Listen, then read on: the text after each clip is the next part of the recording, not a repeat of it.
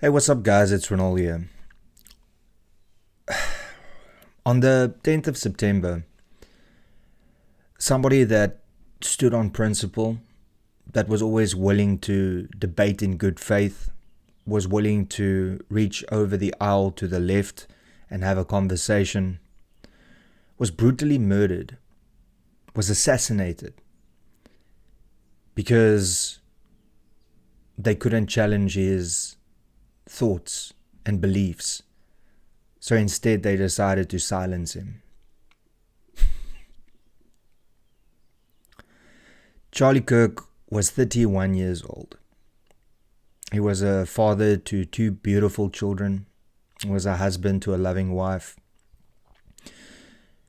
And he was on a tour in which he wanted to debate freely with people based on what their beliefs are, and then give them his point of view.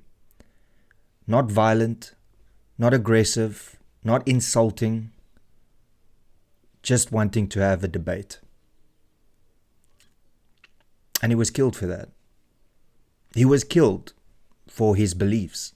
He was killed for standing up for what he believed in, which was faith, family, flag, and freedom. That is what he was killed for. And there's a lot of people that are mourning his death, but there are also a lot of people that are celebrating his death. The irony, of course, is that the people that are celebrating his death proclaim to be the people of compassion, of empathy, of always considering everything before you act harshly. What a contradiction. Charlie was 31 years old. He written five books. He started the Talking Point movement at the age of 18 that rejuvenated the Republican Party. He was a future president of the United States, or at least he would have been the Republican candidate for the presidency of the United States. But unfortunately, a coward, a cretin of a human being, decided to take his life because they didn't agree with his ideas and his thoughts. Thoughts and ideas that didn't harm anybody, that didn't cause any damage physically. And the world today is a darker place because of it.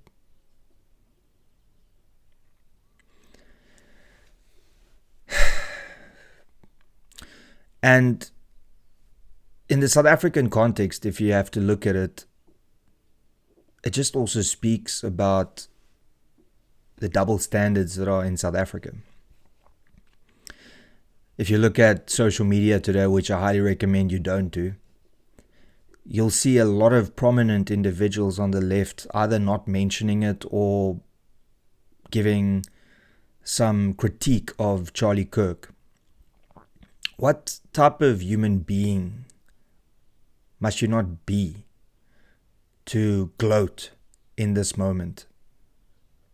Jokes like, you are necks, get it? Because you were shot in the neck. These type of jokes that are going around.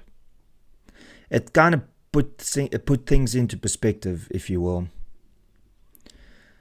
People on the center right and the right are willing to have reasonable discussions, always willing to bend over backwards to accommodate people. And the response that you get from the left is, you're racist, you're a bigot, you're a homophobe. And then ultimately you get what you got yesterday with one of the most prominent voices in the world when it comes to conservatism assassinated. Not because he caused any harm to anybody physically, but because he was willing to debate in good faith.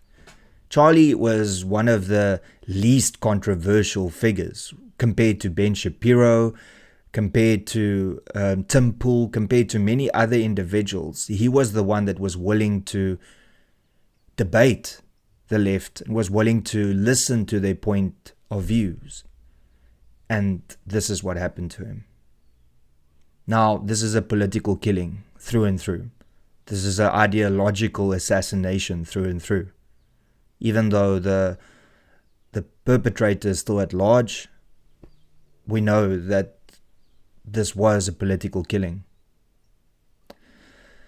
This assassin robbed the world of a free thinker, somebody that was willing to push the envelope and speak uncomfortable truths. And I can't help but think where we are headed. You know, mainstream media will do their damnness to try and downplay this, and they will send their sympathies, but ultimately they won't write positively. And this is the battle that we as the alternative media have in South Africa and in the world, is to fight against giants for truth. This is why mainstream media is consistently going after right-leaning or right-wing podcasters, as they call it.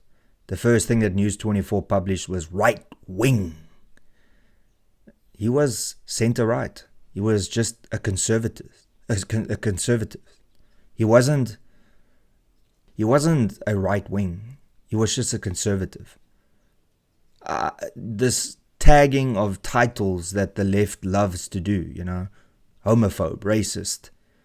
Like, these are the type of things that we are fighting, saying no. We believe in conservatism. We just want a better world for everybody and respect each other's points of view. And Charlie Kirk got a bullet for it, got killed for it.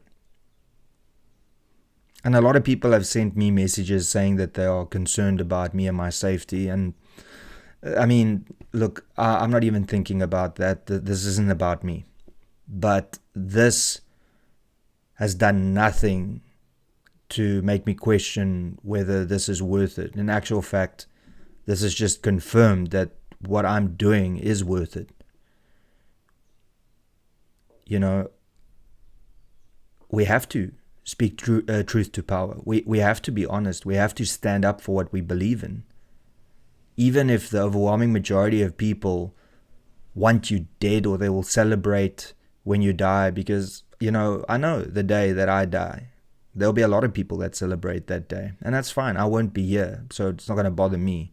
But the impact on my family and my friends, that is what concerns me. But ultimately, this should be seen as a moment in time in which things can change for the better. I hope and pray that this doesn't cause massive issues in the United States. I hope that conservatists and right-leaning people and like right-wing people, as the media proclaim them to be, just keep their heads and focus on what's important here. Yeah, it's really troubling that when you can't counter with facts, then your feelings come into play. And if your feelings aren't enough, then you kill people. Today's a very sad day for free speech around the world. And being 31 years old with such a bright future ahead of you, it's criminal. I mean, it's just not fair.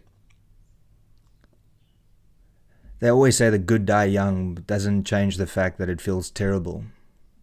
I used to watch Charlie religiously, his campus debates. I found it hilarious. I found it insightful. And now also, what are the odds of that continuing? How many people in the United States will go and do the things that Charlie did on a campus? Campuses aren't safe in the United States anymore. And how long before we have copycats in other parts of the world trying to do the same thing?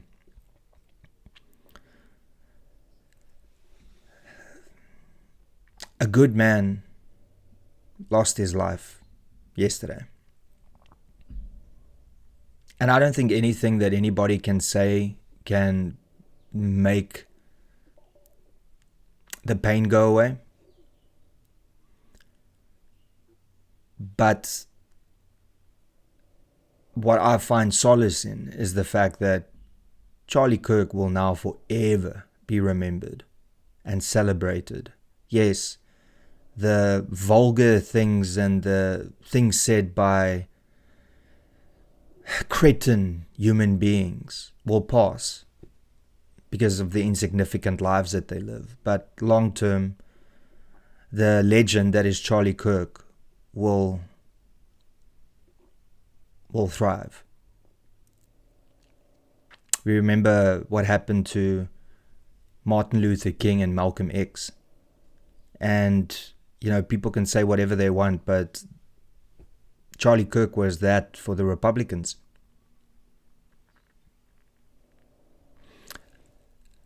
I just don't understand how people that don't agree with his ideas and his values and principles can celebrate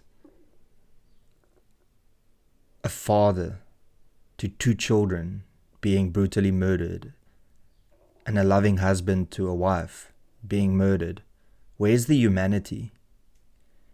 Where is this compassion and empathy that you proclaim that is the core of your movement? Where is that? The one thing I've realized is debate can only take you so far. And then there's just this point where you just have to give up and let them eat themselves up, because that will eventually happen. The left always has to have an enemy. The problem is that when the enemy doesn't engage anymore, then they'll start turning on themselves. So don't react. Don't be stupid. Don't do what they do. Be better. Because that is what we are. We are better. On every single aspect. Let them celebrate.